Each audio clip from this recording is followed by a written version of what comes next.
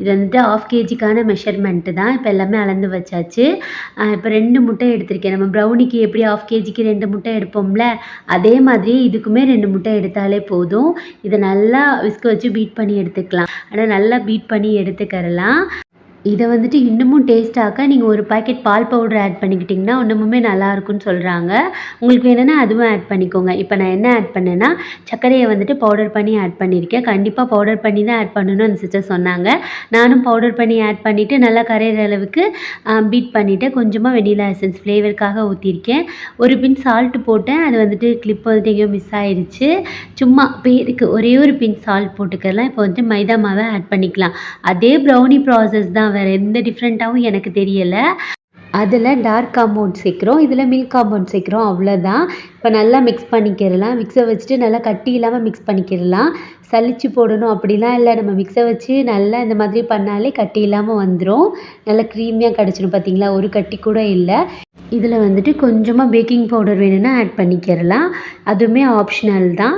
அப்புறம் வந்துட்டு மில்க் பவுடரும் பார்த்திங்கன்னா இந்த ஸ்டேஜில் ஆட் பண்ணிக்கோங்க. ஒரு பாக்கெட் 10 ரூபா பால் பவுடர் இருக்கும்ல, அது போட்டாலே கரெக்டாக இருக்கும். நான் பார்த்திங்கன்னா பட்டரும் ஒயிட் சாக்லேட்டும் வந்துட்டு மெல்ட் பண்ணி வச்சுருக்கேன். அதை வந்துட்டு நல்லா மிக்ஸ் பண்ணிக்கிறலாம். நல்லா மிக்ஸ் பண்ணிவிட்டேன். நல்லா க்ரீமியாக நல்லா இருக்குல்ல. இப்போ வந்துட்டு இதை வந்துட்டு நம்ம மாவில் ஆட் பண்ணிக்கலாம். மாவு பேட்டர் ரெண்டு ஒன்று தானே, அதில் வந்துட்டு ஆட் பண்ணிக்கலாம். ஆட் பண்ணிவிட்டு நல்லா மிக்ஸ் பண்ணி விட்டுடலாம். இப்போ வந்துட்டு நான் விஸ்க் யூஸ் பண்ணலை.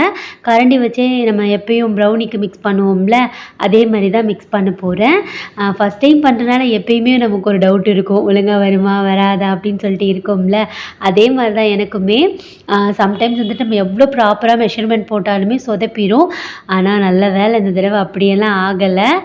இப்போ நல்லா மிக்ஸ் பண்ணிட்டேன்னா பார்க்கவே எப்படி இருக்குது பாருங்கள், நல்லா இருக்குல்ல. இதை வந்துட்டு இப்போ நான் வந்துட்டு ட்ரே வந்துட்டு ரெடி பண்ணி வச்சுருந்தேன். பட்டர் ஷீட் போட்டுட்டு அதில் வந்துட்டு ஊற்றிடலாம். அதுக்கு முன்னாடி ஓடிஜியை வந்துட்டு ப்ரீ ஹீட் பண்ணி வச்சுருக்கேன். இதை வந்துட்டு நீங்கள் குக்கர்லேயும் ட்ரை பண்ணி பாருங்கள். டேஸ்ட் எல்லாம் சேஞ்ச் ஆகாது குக்கரில் ட்ரை பண்ணுறனால. அந்த கிரிங்கிள் டாப் மட்டும் கொஞ்சம் கம்மியாக வரும், அவ்வளோதான். ஏன்னா நான் முன்னாடியெல்லாம் நம்ம வீட்டில் ஓடிஜி இருக்காதுல்ல, அப்போ வந்துட்டு குக்கரில் தான் கல் உப்பு அடியில் போட்டுக்கிடுவேன்னா மேலே அந்த ட்ரே வச்சுட்டு கேஸ்கட்டை எடுத்துடுவேன்.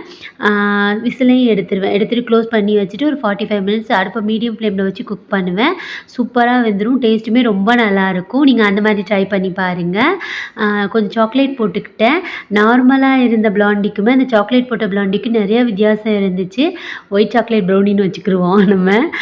ரொம்ப டேஸ்டியாக இருந்துச்சு. அந்த சாக்லேட் போட்டிருக்கோம்ல, அது மில்க் சாக்லேட் தான் நான் ஆட் பண்ணேன். நீங்கள் மெல்டட் சாக்லேட் ஆட் பண்ணுறீங்க சிஸ்டர்னு நிறைய பேர் கேட்குறாங்க.